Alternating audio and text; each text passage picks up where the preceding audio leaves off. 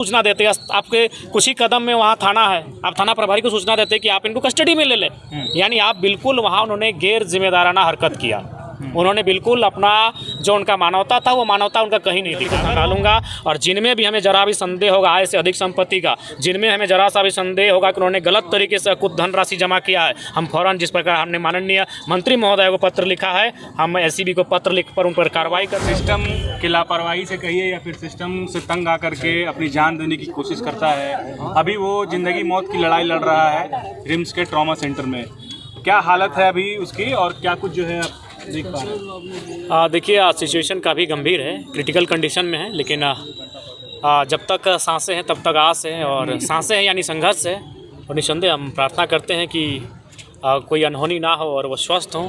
हालांकि डॉक्टर ने बताया कि सिचुएशन जो है काफ़ी मतलब गंभीर है, और ये कहीं ना कहीं सिस्टम की लापरवाही है और बिल्कुल संवेदनहीनता भी है। विशेषकर वीडियो महोदया जो वहाँ की है उनकी संवेदनहीनता है। अगर उनके परिवार के लोग होते हैं तो क्या वो इसी प्रकार की संवेदनहीनता होती? नहीं होती, संवेदना होती, भावना होती। जबकि उनको मालूम था कि ये शख्स पत्र लिख चुके हैं, उनको मालूम था कि वे प्रखंड परिसर में आत्महत्या का प्रयास करेंगे, तो सबसे पहला काम जो प्रखंड विकास पदाधिकारी है उनको तो सबसे पहले स्थानीय थाना प्रभारी को सूचना देना चाहिए था, या फिर अपने 2 स्टाफ को वहाँ पर डिप्यूट करना चाहिए था कि यदि सुखलाल महतो आते हैं तो उनको आप अपने कस्टडी में ले लीजिएगा, ताकि वो कोई ऐसी घटना ना करे। चूँकि निसंदेह आत्महत्या करना भी एक अपराध है, तो उनको उस अपराध से रोकने के लिए पुलिस थी। आप प्रखंड विकास पदाधिकारी हैं, आप पुलिस को सूचना देते हैं आपके कुछ ही कदम में वहाँ थाना है, आप थाना प्रभारी को सूचना देते हैं कि आप इनको कस्टडी में ले लें। यानी आप बिल्कुल वहाँ उन्होंने गैर जिम्मेदाराना हरकत किया।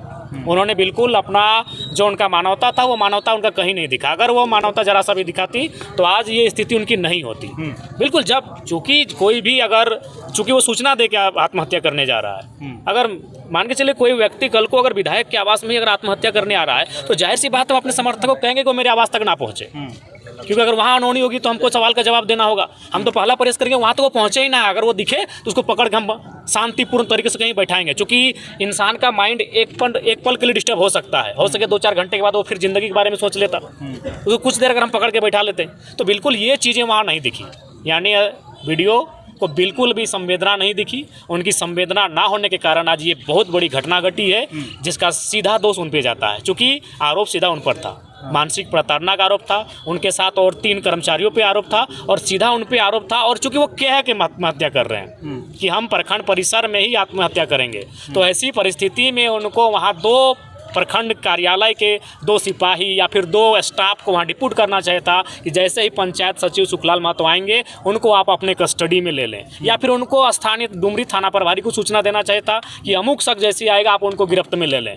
4 घंटा बैठा के रखते, 4 घंटा के बाद जाहिर सी बात है उनके दिमाग में परिवर्तन होता, लेकिन ये चीज़ें वहाँ नहीं दिखी। इसका मतलब ये स्पष्ट है कि जो लोग सरकारी पदों पर है, जिन लोगों पर इस राज्य को, इस देश को संवारने का जिम्मा है, वे लोग भी बिल्कुल घोर असंवेदनशील हो चुके हैं। ऐसी नौबत क्यों आई जयराम जी, क्या लगता है? टीम गठन किया गया है, कितनी उम्मीद है? देखिए निसंदेह आज जिस प्रकार से ये किसी एक ब्लॉक का नहीं है, झारखंड के लगभग हर एक ब्लॉक का विषय है कि आज ब्लॉक में जो है जिस प्रकार की व्यवस्था है। कुछ दिन पहले ही आपके गिरिडीह जिला में एक ब्लॉक में सीधे पथराव ही हुआ था, वीडियो और सीओ की गाड़ी पे खूब जोरदार तोड़फोड़ हुआ था, जनता ने ये किया था। तो ये चीज़ें स्पष्ट कर रही हैं कि आज सरकार को, मैंने विधानसभा का जो बजट सत्र था उसमें भी मैंने कहा था कि जनता आपके बजट को नहीं समझ रही है कि आप कितना बजट दे रहे हैं, क्या नियम यहाँ बैठ के बना रहे हैं, कारा के लिए नियम बना रहे हैं या शिक्षा के लिए या स्वास्थ्य के लिए। जनता थाना को समझती है, जनता ब्लॉक को समझती है, जनता अंचल को समझती है। वहाँ अगर आप करप्शन को दूर कर लेते हैं, वहाँ अगर आप रिश्वत और घूसखोरी को दूर कर लेते हैं तो झारखंड को जनता स्वर्ग मानेगी। और मैंने चेताया भी था बजट सत्र के दौरान, लेकिन आज सरकार निरंकुश है, ब्लॉक पे वो निरंकुश है, आज थाना पे निरंकुश है, आज वो अंचल पे निरंकुश है। उसी का कारण है कि इस प्रकार की घटनाएं घट रही हैं।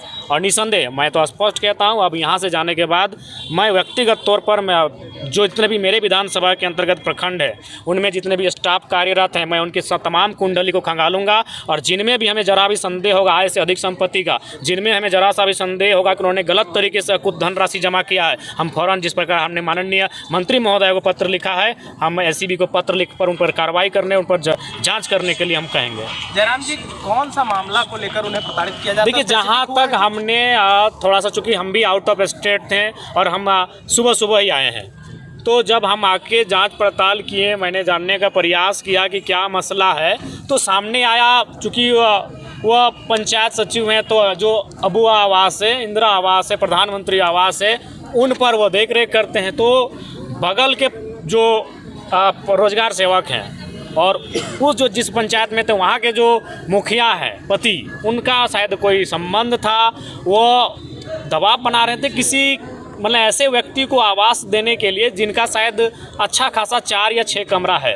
तो ये बुजुर्ग आदमी लोग थोड़ा सा पैसे लोभ का लालच बहुत कम करते हैं। इन्होंने स्पष्ट कह दिया कि ये प्रोटोकॉल का उल्लंघन है, उनका अच्छा खासा इनकम होता है, उनके पास ऑलरेडी पहले से आवास है। इस तरह के मामले आए और चूंकि एक मामला सामने जो आ रहा है ये आ रहा है कि वहाँ पर मतलब प्रखंड के लोग जो डाटा ऑपरेटर अपना बैठा के रखे हैं, BDO CO, उन लोग क्या करता है कि इनडायरेक्ट रूप से एक उगाही करने का वो लोग काम करते हैं। तो उसमें इनको शायद प्रेशर बनाया जा रहा था, जैसा हमें सूचना मिली है। उसके बाद हमने तो स्पष्ट भाई जांच करने के लिए विभागीय मंत्री से बात किया है, उनसे टेलीफोनिक भी बात हुई है। उनसे निसंदेह अब देखते हैं, दूध का दूध और पानी का पानी होगा। लेकिन आज कम से कम इस लोकतांत्रिक मूल्यों को अगर बचा के रखना है तो कम से कम थाना, ब्लॉक, इन पर आम जनता की आस्था बनी रहे, उसके लिए अगर ब्लॉक परिसर में इतनी बड़ी घटना घटी है तो उस पर त्वरित कार्रवाई करनी चाहिए, जांच करनी चाहिए और एक निष्कर्ष पे आना चाहिए। मुख्यमंत्री को भी पत्र लिखेंगे आप?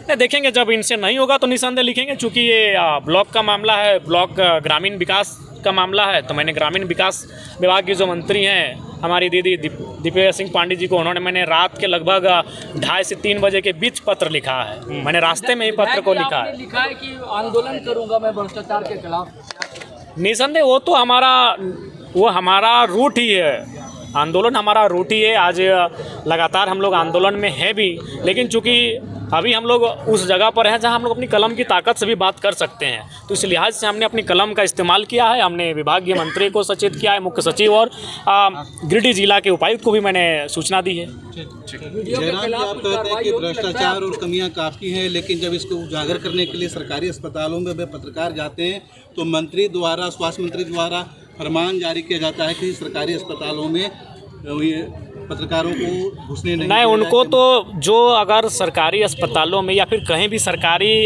सिस्टम में अगर कोई पत्रकार जा रहे हैं या फिर कोई सोशल मीडिया में जिनका अच्छा पकड़ है, जो सामाजिक चीज़ों को दिखाते हैं, तो उनको उनका शुक्रिया करना चाहिए। सरकार को अपने आलोचकों का शुक्रिया करना चाहिए कि वो आलोचक उनकी आलोचनाएं वहाँ करती हैं जहाँ खामियां हैं, और उनको उनकी खामियों को दुरुस्त करना चाहिए। तो मैं तो बार बार कहता हूँ, आलोचक आपके सबसे बड़े मित्र हैं। तो अगर मीडिया उनकी आलोचना करके उनकी खामियों को दिखा रही है तो उन्हें उनकी सराहना करनी चाहिए और अपनी खामियों को दुरुस्त करनी चाहिए। इरफान अंसारी ऐसा करते हैं। देखिए, इरफान अंसारी जी जानते हैं, वो बड़े बोलने हैं, बोलकर ही मशहूर हैं, और बिल्कुल निसंदेह उन्हें अगर उन्होंने ऐसा कहा है तो ये दुर्भाग्यपूर्ण है। झारखंड का स्वास्थ्य जो स्थिति है मौजूदा समय में, आपको क्या लगता है अभी जो इलाज चल रहा है, खास करके रिम्स की बात कर ले या फिर और जो सरकारी अस्पताल है, वो वाकई जो है खुद इलाज की ज़रूरत है उनको? जी निसंदेह, मैंने बार बार कहा है कि रिम्स का वजन काफ़ी ज़्यादा हो चुका है। आज दूसरा रिम्स नहीं, हमें लगता है कि कम से कम प्रत्येक प्रमंडल में प्रयास होना चाहिए रिम्स जैसा अस्पताल हो, और जहां उपकरण ठीक ठाक हो, जहां फैसिलिटीज़ ठीक ठाक हो, और डॉक्टरों की संख्या ठीक ठाक हो, और उनकी लगन और तत्परता ठीक ठाक हो। आप अकेले हर जगह कैसे देखेंगे विधायक जी? देखिए, ये तो आपका भी कहना बहुत उचित सवाल है आपका, लेकिन प्रयास है, चूँकि अभी यंग है, एनर्जेटिक है, ऊर्जा है, वही ऊर्जा है जो हमें यहाँ तक कभी डुमरी, कभी रांची, कभी हजारीबाग, कभी चतरा तक लेके जाती है, और लोगों की दुआएं हैं, उन दुआओं में ताकत है। तो बनाए रखना है ऊर्जा।